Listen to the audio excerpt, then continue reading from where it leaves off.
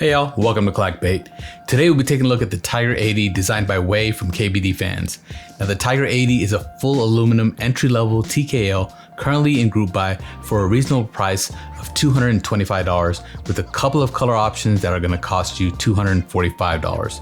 So it's in line with the NK87 and the Freebird TKL. We'll take a dive in and see if this board hits for the price point. So let's see how it sounds, let's see how it feels. Let's start the build.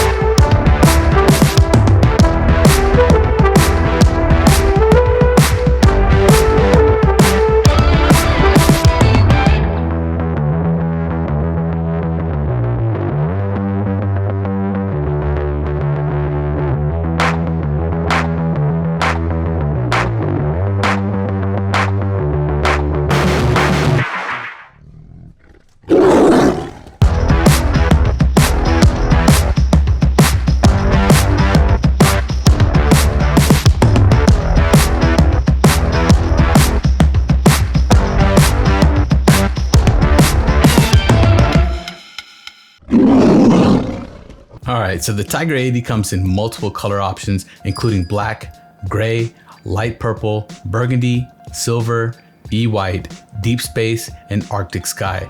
The board they sent me is called dark blue, but I'd say it's pretty light blue if you ask me. Included in the kit, you'll get a full aluminum top and bottom case, a polycarbonate plate, a 1.2mm hot swap PCB with flex cuts, RGB underglow, which doesn't really show on this board since it's fully aluminum. It's QMK VIA compatible and has a USB-C daughter board. You'll also get PCB foam, PE foam, silicone sock gaskets, a design tape mod, which is one of the signature features of the Tiger 80, cherry stab kit, which requires you to clip the legs, unfortunately, a pretty nice carrying case with some padding, stabilizer shims, USB-C cable, and rubber feet. The case design is pretty standard with rounded corners and edges. It has a really nice curve at the bottom side of the case.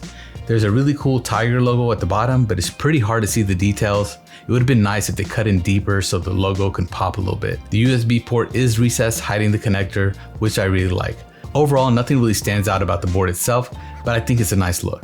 The case has a 7-degree typing angle and a front height of 19mm. Weight fully built is 3.35 pounds or 1.52 kilograms if you're on that side of the world.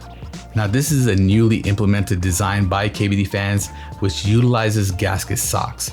Now this makes it really easy to install. If you haven't used these before, you're gonna really love this implementation. Right off the bat, I gotta hand it to KBD Fans for changing up their gasket mount system from previous entry boards like the KBD 67 Lite and the D60, which in my opinion were pretty stiff. Now, unlike those two boards, this board has some pretty serious flex, but not in an obnoxious way at all. I actually find the typing experience to be really nice and soft. Surprised me quite a bit. Now, being that this comes with PE foam and tape, you pretty much know what to expect from the sound of this board. I found it interesting that they didn't add case foam to the kit, but I'm assuming the tape mod is there to bounce back the sound to mitigate the case reverb. But I don't think it fully helps with the hollowness. More on that in just a bit. Now speaking of the tape, KBD Fans is allowing you to design your own custom tape for your board. To be honest though, for this particular Tiger 80, it's an aluminum board, so you're not gonna really see it. Once it's in there, you will totally forget that it's there. They do have a light version on the way that's gonna be fully plastic and you'll be able to see the tape from the bottom. And I think that's gonna be a pretty cool feature. So back to the sound. I noticed the case has some hollowness and a bit of case ping. You can hear the hollowness in the space bar and some ping in the home row specifically. It's not too bad, but it's there. The switches I used are the Wuche Aurora switches, which are really awesome stock. They do have a little bit of spring ping, but nothing that you can really hear while you're typing. Now the keycaps that I have on here are the PBT Fans Neon. Now these are double and triple shot ABS keycaps. They look and feel fantastic. I highly recommend that you take a look at these keycaps and switches.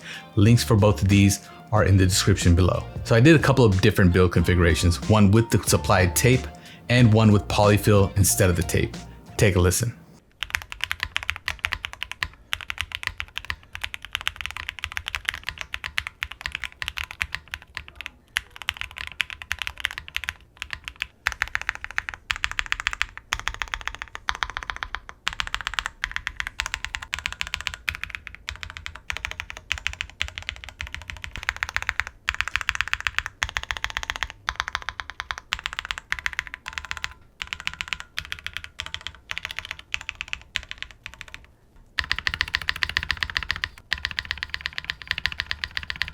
So the board definitely sounds better with polyfill, but I was still getting that slight ping.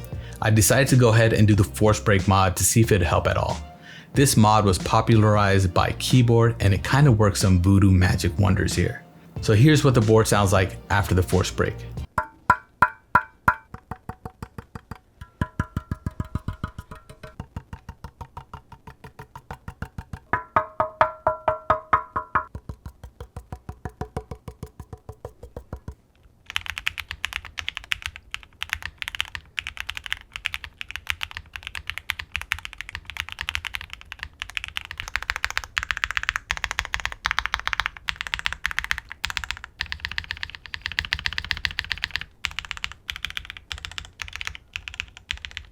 Yeah, so for me, the force break makes this board really sound nice. If you're not familiar with this mod, you're basically applying small strips of tape next to the screw holes on the bottom case to add a cushion between the top and the bottom case. If you want to learn more about it, Andy Nguyen did an awesome deep dive on this mod. I'll link that video in the description. So to wrap it up, here's some quick pros and cons. Cons, there's slight case ping and hollowness and no case foam. They should add that to the kit.